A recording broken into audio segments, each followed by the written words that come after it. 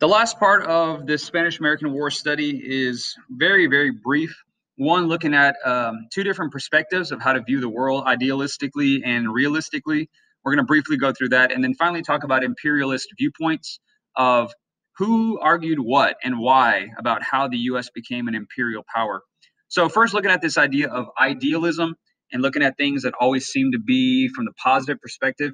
Someone who would be considered an idealist would look at what might be the best possible outcome of any given situation, even if it wasn't really even possible. We can always look at things that are like, all right, this is what we want to have happen, and we're going to ignore all the realities of the situation, and we're going to see the best possible case of an outcome. And the idealists tend to kind of live in a world that doesn't really exist. It's a nice positive way of looking at things, but idealism is a trait that sometimes can cause major problems when dealing with foreign and domestic policy.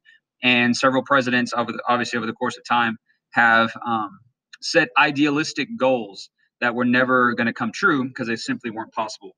If you look at this political cartoon where we have a vote and we have a news camera, if elected, I will meet tyrants worldwide and convince them to choose good over evil. And okay, American president kind of gets elected, and we're going to make the whole world peaceful, and we're all going to do good things. That's not a realistic perspective to have. That's not possible to have. But it is nice to have people that have this wonderful view of the world. And yes, we sure can do all that, and it's going to be wonderful and perfect and beautiful. That's not realistic. That's called idealistic, looking for the best possible outcome of any given situation. To counter that, you go to realism, and people who are realistically looking at the world, seeing as the situation as it is, viewing it exactly the way it is, and then saying, how can we deal with this practically?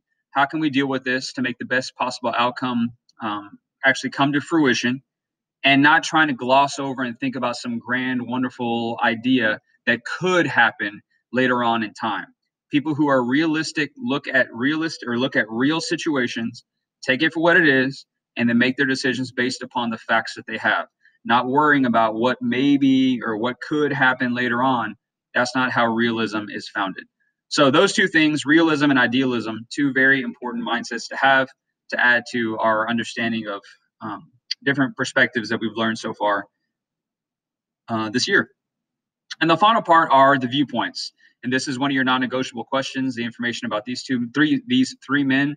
One of them, Henry Cabot Lodge, which is one of your terms as well, said that the U.S. has to be an imperialist power in order to compete with European powers. If European powers are making tons of money off of imperializing Africa and Asia, then they're leaving us behind economically. So we have to go and do it if we want to stay up to speed with what the Europeans were doing. That was Lodge's perspective. Alfred Thayer Mahan said, well, we need to have a strong Navy. And if a key to us being a worldwide power is to have a strong Navy, then we need naval bases around the world, because you can't just have naval bases in America and try to have a Navy all across the globe be powerful. So in order to build naval bases across the world, we have to take over specific areas and allow that to become U.S. territory to build our naval bases, and therefore we will have a strong Navy. Perspective of Mahan. And the final guy, Sanford Dole, is one of the main characters involved in the overthrow of the last Queen of Hawaii in 1893, named Queen Liliuokalani, who was overthrown because she was not receptive to American businesses taking over parts of her islands. And because Hawaii said, no, you can no longer come and build your businesses here, well, these American businessmen said, well, we'll just go in and overthrow her and get rid of her completely. And when she's overthrown, then we can build our businesses wherever we want. We can make the money for America, and everybody's happy except for the people of Hawaii. And that's exactly what they did. Once they got rid of Queen Liliuokalani, Dole actually became the leader of this new interim government. Hawaii becomes a U.S. territory, not a state. Didn't become a state to the 50s, but it becomes a territory under the watch of the United States.